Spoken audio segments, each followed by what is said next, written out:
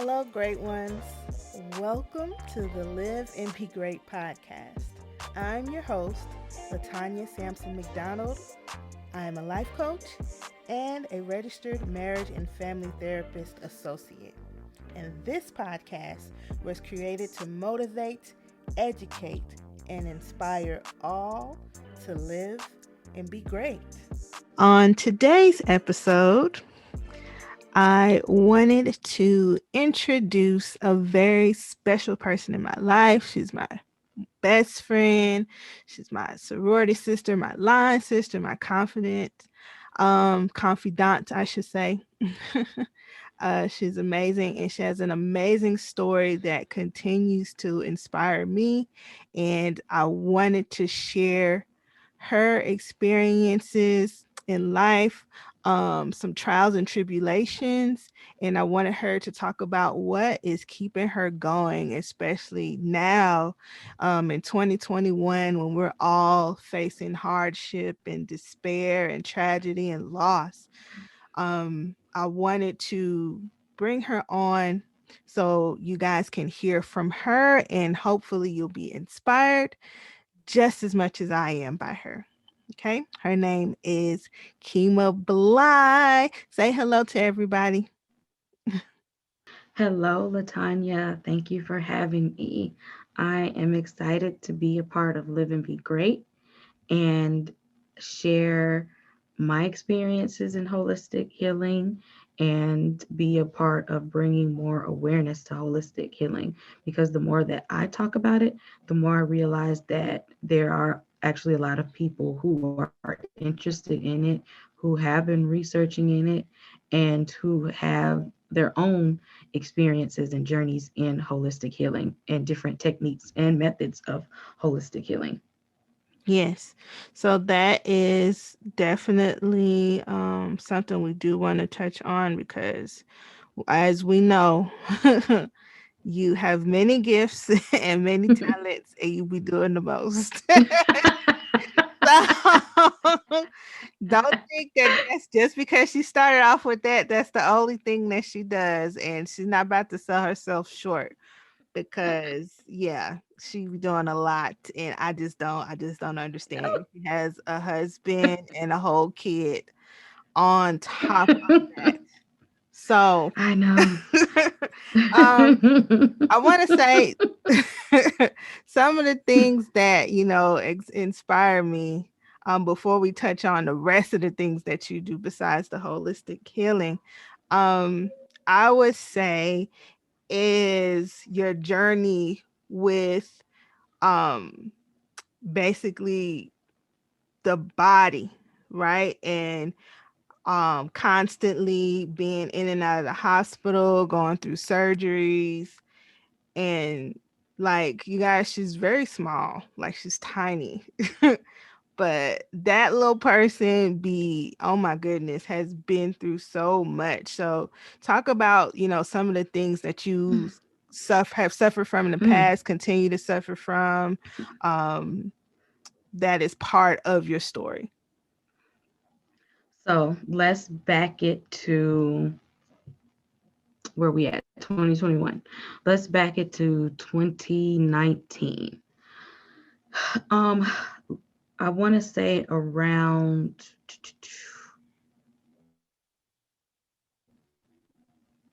maybe the summer, fall of 2019.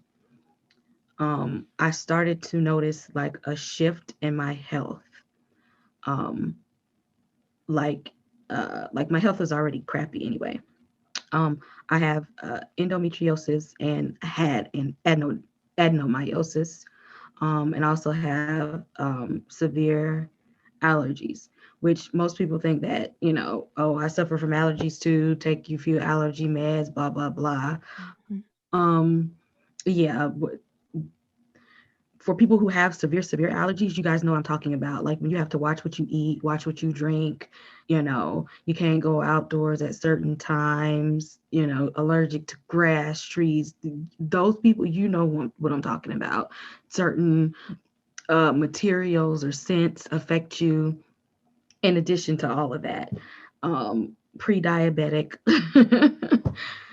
So I started to notice that my health was just like plummeting um, around the summer fall of 2019, and then that started to affect my emotional health, because endometriosis and adenomyosis, there was a surplus of like an excess of hormones in my system. So therefore, that uh, that pushed like an imbalance, um, so that I had to take antidepressants to balance me out because there was too many hormones in my system. So therefore, like I was off balance in that area because of my reproductive system. I was in overdrive. And then, like Tanya said, I'm 5'2". I spent most of my life being like petite. But because of endometriosis, adenomyosis, and then I was put on birth control to control those two things, my body never accepted the birth control. I never adjusted it. I never accepted it. It rejected it the whole time. And so that caused weight gain, um, which uh, my body, um, which was not used, my body was not used to having. So like that was, it was like a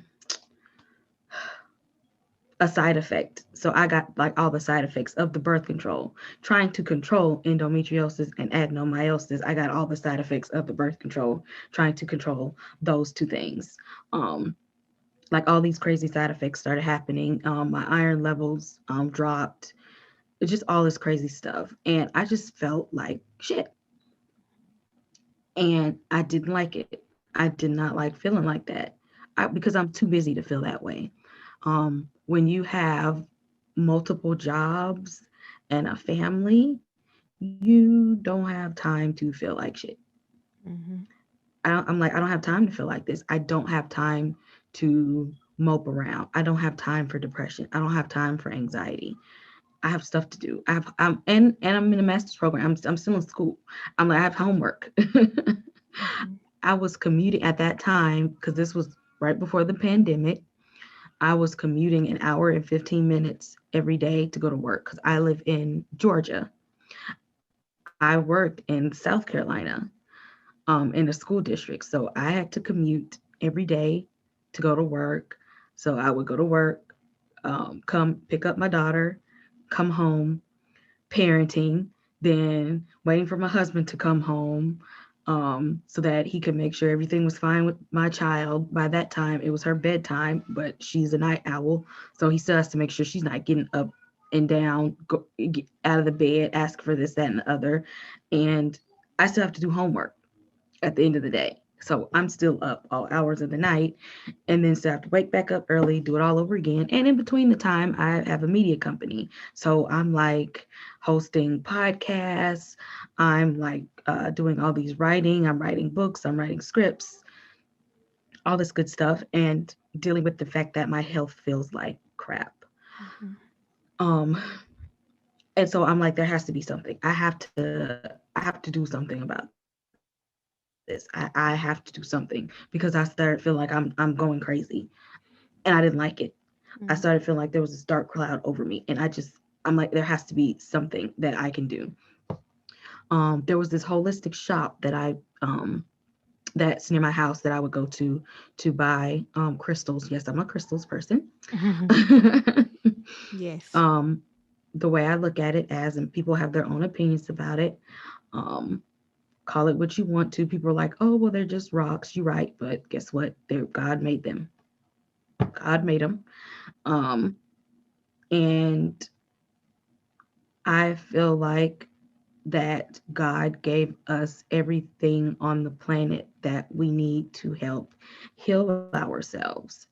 And for me, having these little crystal stones and healing stones around my house helped me feel better. So I often went to the little holistic shop by my house, getting crystals, just to keep around my house to kind of help me feel better and balance out the mood in my home. And the lady there, she was a Reiki practitioner, and I would ask her about it and talk to her about it to try to learn more about that. And we had conversations about chakra energy and auras and all that stuff. And I've always been sensitive to people's auras. And one day I was just like, she she said that she was teaching training other people. She's like, why don't you just come and since you're interested in it, and I guarantee that you would like it. Like, I'm training other people to be Reiki practitioners, and I'm glad that I did, because it was just something that just kept sticking out in my mind that I wanted to do. And I was just like, you know what, I'm going to do it. So I went to the training, and it was just like, it was one of the like most calming, peaceful experiences that I had. It was We meditated, which was just peaceful. Because her shop, like I said, she owns a holistic shop. We did the training there, so her shop is already very calming. Aromatherapy is set with essential oils. She has crystals everywhere. She smudged everybody with sage before we came in. We did a lot of meditating, um, to cleanse our auras, to kind of cleanse our chakras, and then cleansing our auras and sending healing energy with the Reiki, and meditation. And I feel like that helped balance me out. Just knowing that um, my chakras were that off balance. And I feel like that is something that kind of kept me floating Mhm. because I was just really off balance for a while. And that helped me stay afloat. And from that training, I got certified with level one. And my next level will be certified master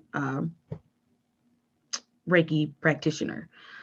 So that's hopefully that's this year, Mhm. but pandemic stuff. But I would like to say that it was very calming for me to be able to receive and give Reiki energy to balance my chakras, because I know I was very off balance, and it helped me because I knew I was off balance. I knew something was wrong. Um, and that helped me. For people who don't know, um, I'm going to read something. Auras are a beautiful field over ever changing energy patterns that completely surrounds all living things. Um, and then each chakra corresponds with a layer of the aura. And then negative feelings or thoughts, they can get stuck within your chakra. And then that's what causes people to be off balance. And sometimes people, when they just feel like when they're off or like something is wrong, I just feel like blah. And you can't really pinpoint when you just feel like that. It's probably because one of your chakras are blocked or your aura is cloudy and something is blocked. And Reiki can help with that. Reiki energy can help you to get back in balance. And you're probably sitting there like, well, what is Reiki? What is this word? What does that mean? Um, and let me start off by saying, because I know somebody in their mind is like, that's witchcraft. No, it's Mhm. not. It's not witchcraft. And it's not magic either. Mhm. It's not witchcraft. It's not magic. It's not sorcery. It's healing energy. If you want to somehow maybe make sense of it in your mind, think of it as healing energy like prayer. Um, Reiki is something that you can do over distance. You can do it right next to somebody. Don't you pray for people when you want them to feel better, when you want them to get a new job, when they are getting married, when they're having a baby, when they feel sad, when they, want to pass a test, Mhm. when they want to win a game, anything like that. Where I'm gonna pray for you, pray for me. Reiki is the energy like that. It's healing energy. It's positive energy. It can do no wrong. It can't hurt anybody. It's Mhm. never hurted anybody. And if you don't want to receive positive healing energy, you don't have to. You could say no. Fine. But it's never hurt anyone ever at all. It's just healing energy, just like prayer. People can pray for you, people can send you positive healing Reiki energy. And I, for one, can tell you that it's helped me to balance myself out a lot. And it's just positive energy set out into the world. And it's not even tied to any one particular religion. So it doesn't matter if you're Buddhist, Christian, Muslim, just like you can pray for anybody in any religion, um, you can send Reiki energy for being a part of any religion. Anybody that I have um, done Reiki with has had positive experiences. I've not had any negative experiences with anybody. Um, from people that I have talked to had experiences with going to different Reiki practitioners that they know about, that has done it with me. I've had nothing but positive feedback about it. I've had nothing but good experiences about it. People have had their own experiences, but I've heard nothing but positive things about it. I would highly recommend it. And sometimes even when you don't feel off balance, sometimes it's just good to have it there to help you meditate. It kind of um, enriches your meditation just to have that extra positive energy there. It helps you focus a little bit better. It just kind of boosts your mood and your energy that much more. Yes, It's like, it so definitely does. why wouldn't why wouldn't you want to be your best self? You Mm. know what I mean? Like, why wouldn't you want to be your best self at this point? People can, a lot of people infuse their crystals with Reiki energy. Like, I mean, I know I do. Mhm. Like, why not? It's positive energy. Why not put more positive energy out in the world when you can? And the thing is, my residency counseling class that I had over the summer, there was another Reiki practitioner in there, and there was some other students in the class who were interested in Reiki also. And so we would have Zoom meetings together with other students that wanted to know about it. They're like, hey, we heard about this, before, and we kind of want to, we're interested in it. Like, what is it? Because if it's a part of helping people, we want to meet people where they're at, because at this point in time, a lot more people are interested in holistic healing. And if counselors can offer a wide range of healing, um, and if they don't want just traditional type of healing in counseling arena, if they like holistic healing and we can offer that as well, why not? And so me and the other Reiki practitioner would hold Zoom meetings to talk to them about it, and then do like distance Reiki with them so that they could get the experience of it. And then they have positive experiences about it so that they could be like, okay, this is a thing. This is real. I like this. I want to do more of this. I might want to incorporate this. I might want to learn Reiki. And so I feel like that's progressive to know that people in the counseling profession are accepting of it, to know that this is something that they would want to incorporate into their own counseling practices. To Mhm. say, if I feel like this is something that's going to help people and reach people that I can do in addition to, like, why not do this in addition to help people if it's going to help somebody? Like, Yes, why and not? that is. Definitely a beautiful, beautiful point. And I'm very happy that it has for sure helped you and that you allowed yourself to look at something different. Um, I'm pretty sure they have a pretty good idea of what Reiki is, but it's really hard to explain if you don't like test it out yourself. Mm-hmm. So I would definitely just like Takima said, definitely be open to it if you're interested in it and try it out for yourself to see if it, you know, Mm-hmm. can be of support and benefit to your life. I also, you know, want to keep me to touch on the fact that number one, she is a black woman, right? So there are a lot of misconceptions about therapy when it comes to really all people of color, but taking it an extra step and talking about Reiki, there might be like, oh, wait a minute. So I'm happy she said that it's not witchcraft because it is not. And if you don't want to accept positive energy and healing, you do not have to, right?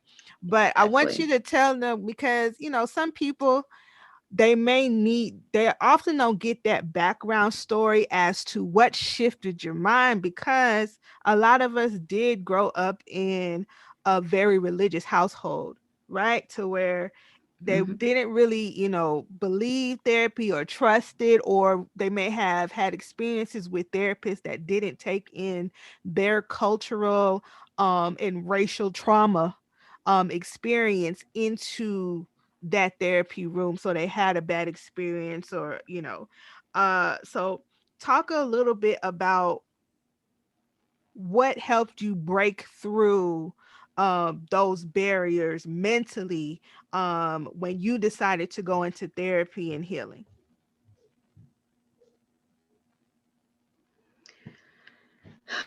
I want to say I have always been a bit culturally aware. I guess by being black, I don't really have a choice but to be culturally aware.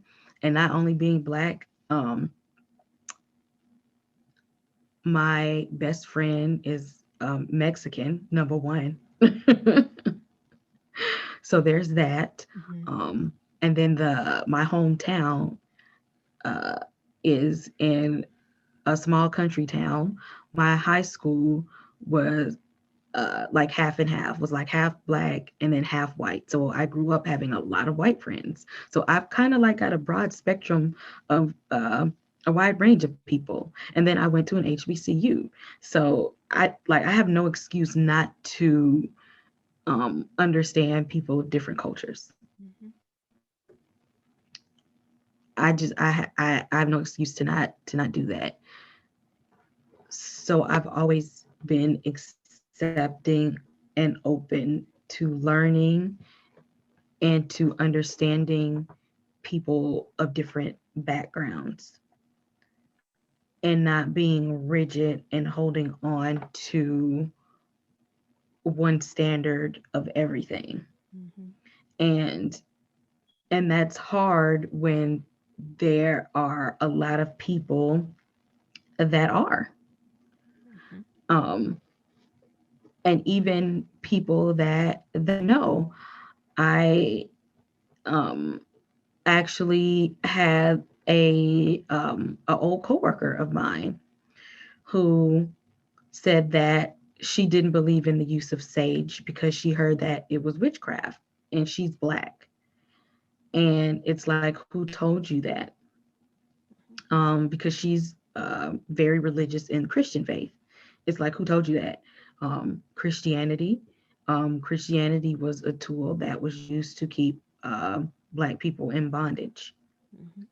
Um, I do not frown upon anybody for Christian values or principles. I myself was baptized, but I have to acknowledge the fact of why Black people are in the religion of Christianity in the first place. Mhm. And see, I'm in the one to say, if you heard this about a certain thing and somebody tells you that that's false, I'm going to find out where to get the knowledge from.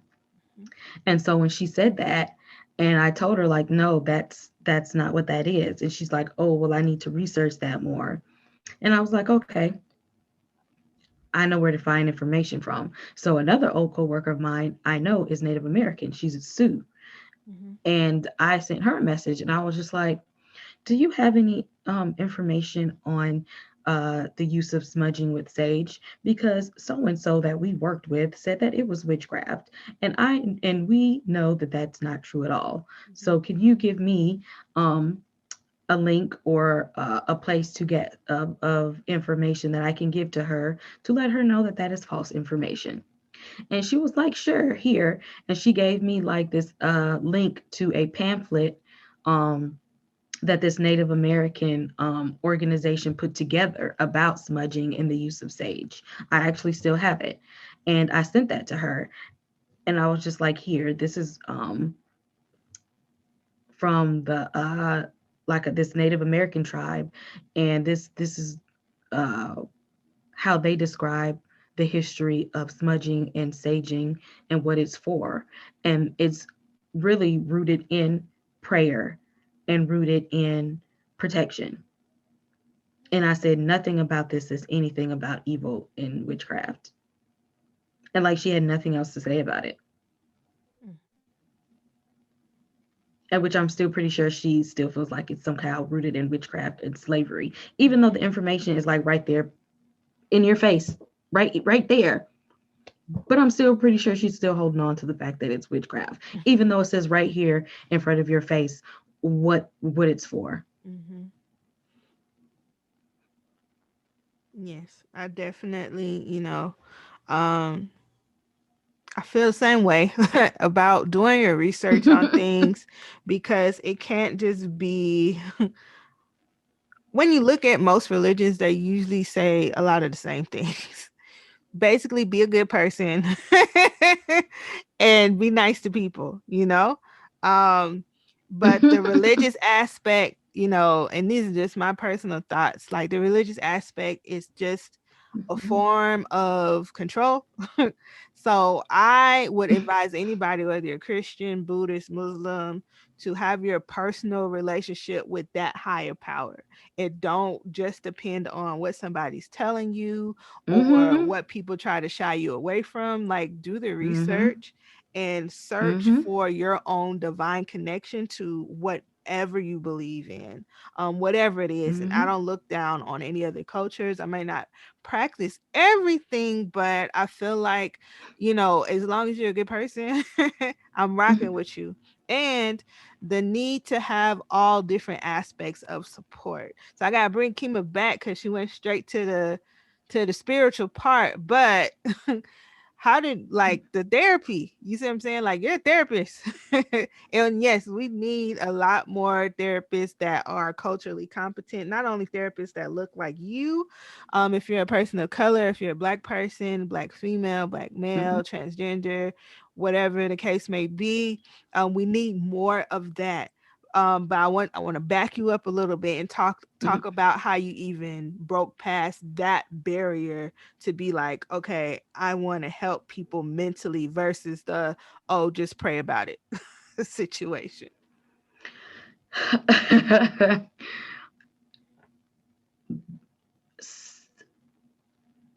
um,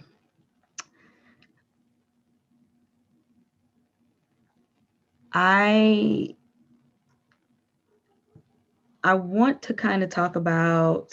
I guess it really clicked with me with one of my professors at Savannah State, Dr. Johannes. Mm-hmm. Um, Although I knew I wanted to do something in the psychology and mental health field, um, as a part of going to Savannah State, I'm like, I know that there's a need for it. I want to be, I want to do this, but I don't think the cultural aspect hit me until his class. Mm-hmm. Like, I think that's when that part of it kicked in. Mm-hmm. It's like I knew um, that I wanted to be that, especially like watching Law and Order. Mm-hmm. Um, Wong, I loved him. He was my favorite. Mhm. And I like his job. He was good at that. He was a psychological profiler. Mhm. And I found it really fascinating the way he could psychologically analyze people. Mhm. And he was really good at reading people. And I liked that. And I always felt like it was important to understand people and why they're the way that they are. Mhm. Why is somebody doing what they're doing? Mhm. They didn't get that way overnight. And if you can understand why somebody is doing something, that kind of helps you understand who they are. Um, and it kind of helps you predict like behavior patterns Mhm. within them. And then that kind of helps you see what the needs of that person is. Mhm. And then the cultural aspect came with Dr. Johannes. Um, rest in peace to him. Mhm. But he brought it to us in the fact that within the field of psychology, you have you have psychology, you have counseling, you have behavior analysis, you have neuroscience. Mhm. And he said, oh, and you have social work. Mhm. And the percentage of Black people in all of those things are relatively small. And the percentage of the professional Black people in those fields are small compared to the people that are getting those services. Mhm. So think about all the Black people that have mental health needs compared to the actual Black people who are giving the services to them, the service providers of the people who need the services. Mhm. And that's what made me, and that's kind of something that clicked with me. Like, we need more help than people who are giving the help to us. And it was disproportionate. And that's what made me go like, oh, Mhm. there is something off with that. Mhm. Because even with Savannah State, they gave the behavior analysis program with a minor in psychology, but they wouldn't give a major in psychology to Savannah State. They gave the major in psychology to Armstrong. Mm. Wow. Yeah. Mm. And he said that he even fought for Savannah State to have a major in psychology program, but he Mhm. couldn't get it there. But that's fine because you could still get with the behavior analysis program, you had enough content and programs that you could still get a master's in it, but you cannot get a bachelor's in it. But it's like things that make you go, hmm. And so I'm like, I have to stick with this. Mhm. And then even, working in mental health um, as an adult, running into clients who are Black and being like, they're happy to find somebody that they can relate to, that they can talk to. Mhm. Like, oh, okay, and then being like, well, you Black, so you know what I'm saying. Like Yes. like having clients that, have sons, and especially with last year happening and all the protests and police brutality and that weighing on their mental health. They're like, you understand what I'm going through, Mhm. because that's a mental health issue that only Black people will understand. A white person can be sensitive to it to say, I know that's an issue for you, but they will never know what it truly feels like. Mhm. And so for them to have a therapist to identify that same emotion, that means so much more to them, because they feel like, because then they don't really have to explain themselves. It's more saying, you know what I mean, instead of them having to like break it down break it down even further. It's like, you know what I'm saying? It's like a commonality there. So they don't have to replay that ugly scenario in their head, but just to say, this is a fear of mine because of my son, instead of having to break down that fear and keep processing it. It's like, I know why that would upset you. I Mhm. already got it. Yeah, it's definitely definitely definitely needed. And I think when people, say, "Oh, therapy is only for white people," or whatever the case may be, actually, I feel like Mm-mm. us people that are oppressed actually need it Mm-mm. more than than Mm-hmm. people that are not Mm-hmm. oppressed. When it comes to their own psychological trauma, not just our sons, but definitely our daughters. I don't know if you guys noticed, but in the beginning, I told you that chemo does a whole bunch of things. Okay. So, the cycle that we have to go through is, the separation of the black household, which is why I feel like it's the leading cause of a lot of trauma and continued struggle in the black community. The breakdown of the black man, and then just putting everything on the black woman's back to just take, the dehumanization of our people, uh the constant tear down and oppressive nature in the systems that are supposed to protect and serve us. It affects us all. It kind of you kind of try to figure out, when you do step into the therapy field, you kind of ask yourself, well, hold on, I could have been diagnosed at like 6 with anxiety, but all they did was label me bad, you know? Like, you don't you start to look back, and even that experience of what we've been missing can be traumatic, but it's definitely something that needs to be understood and taken into account, because also heard Kima say that, they had to even fight to be even considered to have a psychology program at a HBCU, where it's definitely needed. But also, it's like people are running around thinking that these kids in these underserved communities are just bad and they'll never amount to anything. And then you have teachers looking at them like that and not understanding that, no, let's ask why this kid is sleeping in my class. Let's ask why this kid is having angry outbursts. Let's ask why this kid is always eating in my class. We don't get that like the others do. So it's very important that, I'm not going to say that you can't, if you're not, if you are white, that you can't see a black person, but really, really, really take into account their experience. And not only will that black person or that person of color come into your office with maybe depression or anxiety or whatever type of trauma, they have to also deal with the trauma of being black too. And that trauma of being black Mm-hmm. is not a PTSD thing, it's a right now thing. So that Did it, you see how they played that out on This Is Us? yes, That yes, yes.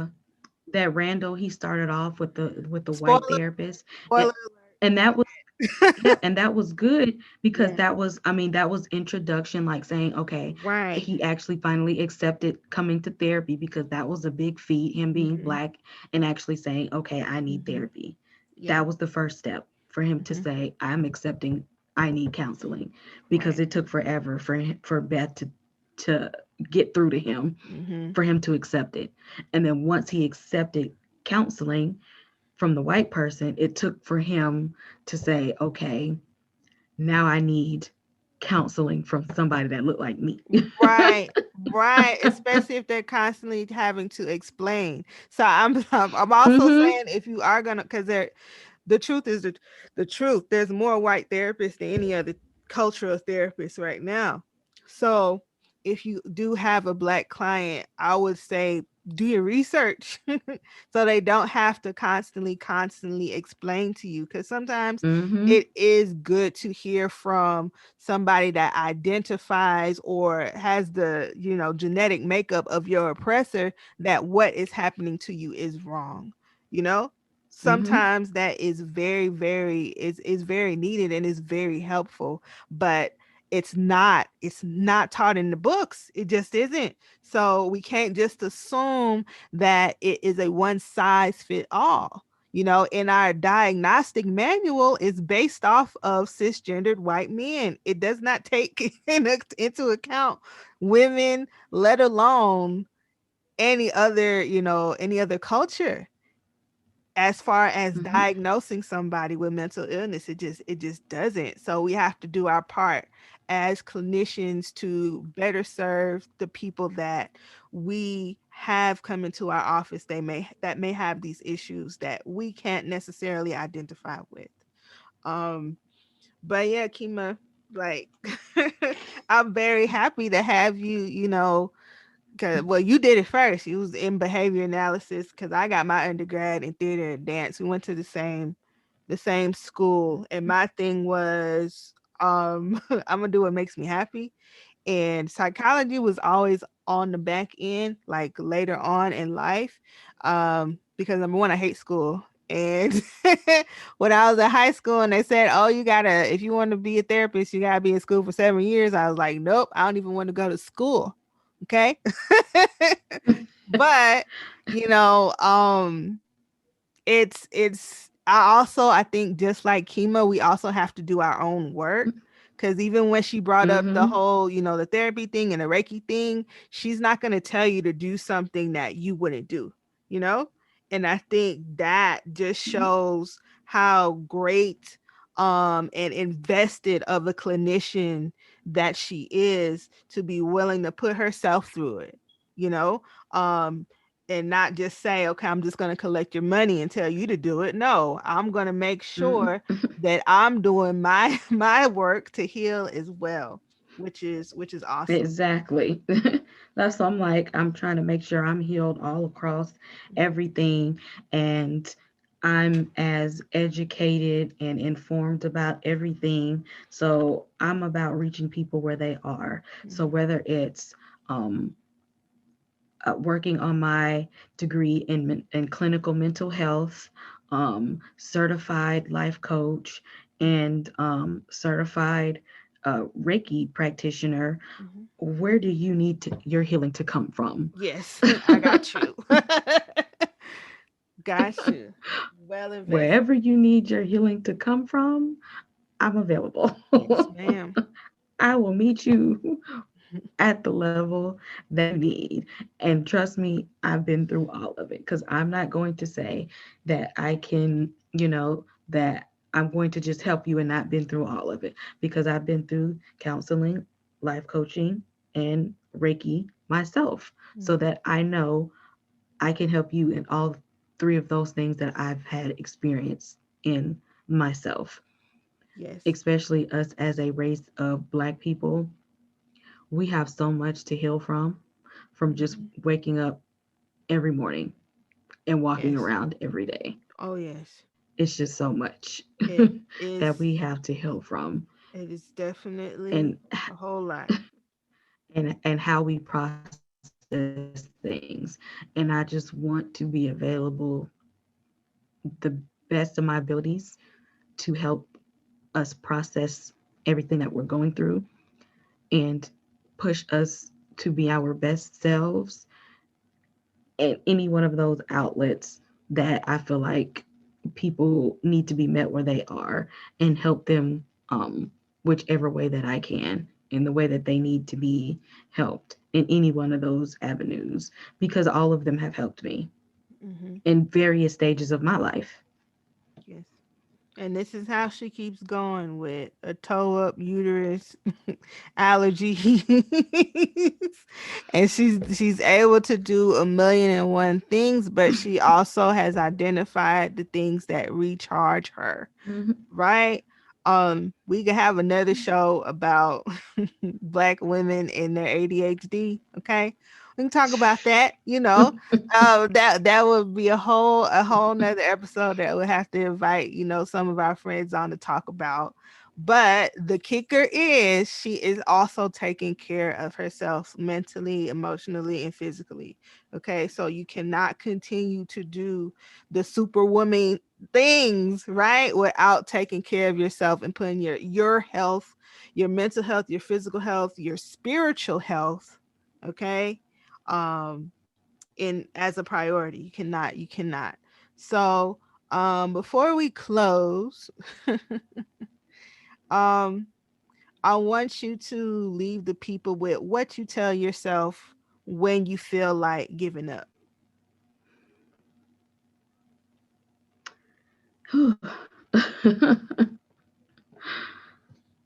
I have to tell myself a million things.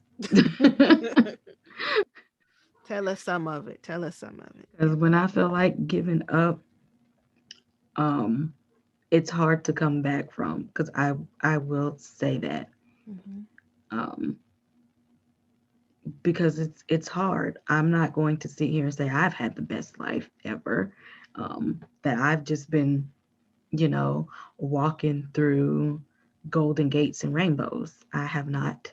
So me feeling like giving up, that means it's stuff just been piled up. So to keep myself going, I have to remind myself that I came a long way. Hmm. I have to remind myself that I know what the bottom already looks like. It's like you've already been down. That I've came that, I've done a lot. I've pushed through a lot. That I can do a lot. Um, One thing that I did do and I would encourage people to do, um, I have a journal that helped me. And this is probably the single most thing that probably saved me the most. Um, and let me read it so I can make sure that I get it correct. My journal helped me to recap everything Hmm. that I go through to help me stay grateful, um, and to help me with my little reminders. So each month and at the end of every year, which at the end of the year, December, I did. But at the end of every month, my journal has a reflection.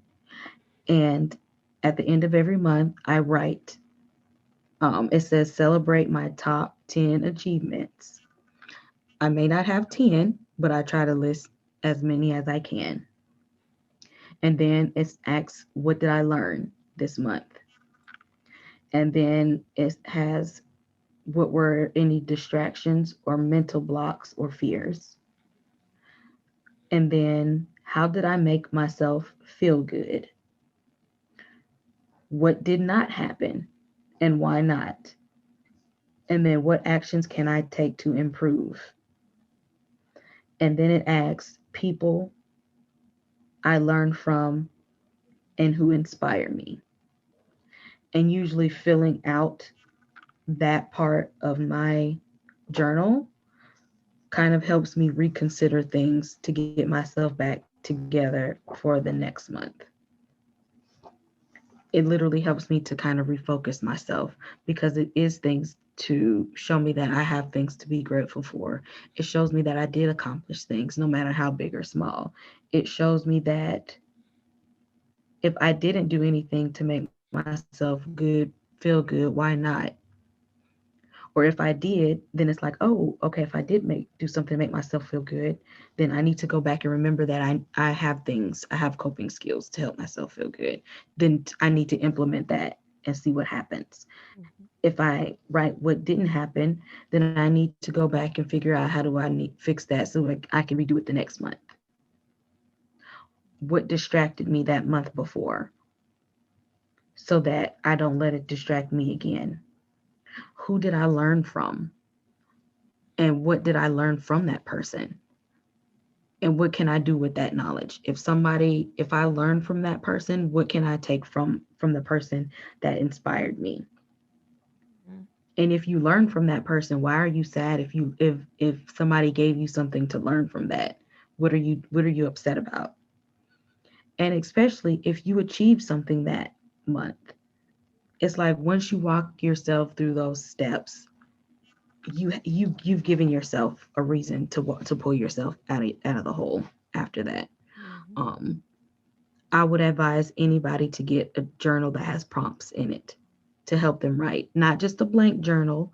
If you don't get yourself a law of attraction planner, then get some kind of a journal that have prompts Mhm. so that you can walk yourself through stages of planning, goal setting, and gratitude, Yes. and some type of something to help you meditate and breathing exercises and positive influences and self-care. That's probably the biggest thing Mhm. at the end of the day, because if you don't have something to pull yourself up with some self-care, you're gonna drown. And um, definitely balancing yourself, balancing your chakras, cleansing your aura is a part of your self care and your mental and emotional health. Mhm. Um, because you will drown if you don't think about stuff like that. You will. Your self care is a part of that, Mhm. and but you can. And being busy, you need to put self care on your list of being busy. That is work. Yep. You have to put it on your work list. Self care. That is part of my work now. All right. Schedule in self care. Yep. Beautiful. All right, sis. So that was awesome. Definitely, definitely. When I feel like giving up, this who I call to remind me when I'm reminded about her story. Even if I don't call, I just think about her and all she's been through. And it's okay to do that. Okay, it's okay to listen to other people's stories that may have, a bit more hardship so that you can be inspired. It's okay to have, friends and a support system that when you forget what you've been through, they can remind you, that you can accomplish this goal that you're trying to attain. So And vice versa. yes, definitely, and vice versa. Definitely and vice versa. So, go ahead and tell the people where they can find you, sis. Um, Follow me on Instagram at game underscore of underscore RHOS. I am on Facebook at Kima K Bly, that's Bly. And I just joined Clubhouse at KBLY underscore two, trying to have a little fun with that. Yes. And please join my fifth wall pages, Mm-hmm. which is at VTHWALL, fifth wall, with Roman numeral five. So look out for all of my stuff on social media. Um, Please continue to listen to the Live and Be Great podcast. Very inspirational stuff. I use it when I need to pick me up because I often need those because all the 50 million things I do, I get Mm-hmm. bogged down too. And I'm a bit of an empath. So being a sponge, I pick up a lot of other stuff that I just don't need. And I have to listen to Live and Be Great to get myself together. So thank you, Tanya, for having me Of on, course. and thank you for continuing to do this podcast to uplift people. Yes. Thank you, sis. I appreciate that. Um, But yeah, please be sure to follow her. She also has a show called Horror and Huge for those horror fans. Um, and you'll Yes. be able to see Facebook all of group is that Horror and information. Hooch too. Yes, you'll be able to Yes. see all the information on Facebook. And if you follow the Fifth Wall, you can see all the projects Mm-hmm. she has. Fifth Wall is her multimedia company. They have comic books. They have, a series coming out. They they have a lot of things, Keep up. okay? A lot of things. A lot Yes, of things. their podcast. You can watch their live shows if you follow them on Instagram and on Facebook. You can definitely catch them when they're live and interact with them that way as well. And also on YouTube, Horror and Hooch, under the Fifth Season Wall 3 Company. starting next month. Yes. I'm excited about that. Okay, so um I hope you guys have enjoyed this episode, and don't forget to live and be great. Bye guys. The Live and Be Great podcast will be airing every other Friday. If you have truly enjoyed this podcast, thank you. Thank you for listening. Thank you for giving Live and Be Great a chance. Please feel free to share, like, give a review, subscribe on whichever platform that you're listening to right now, on iTunes or Apple Podcast, Spotify, Anchor, as well as Google Play. The Live and Be Great podcast is strictly crowdfunded, so if you are interested in becoming a supporter, you can click the link in the description, or you can go to liveandbegreat.com and scroll to the bottom and donate to the Live and Be Great podcast today, so I can continue to give you good and motivational content. Thank you all for listening, and don't forget to give yourself permission to live and be great.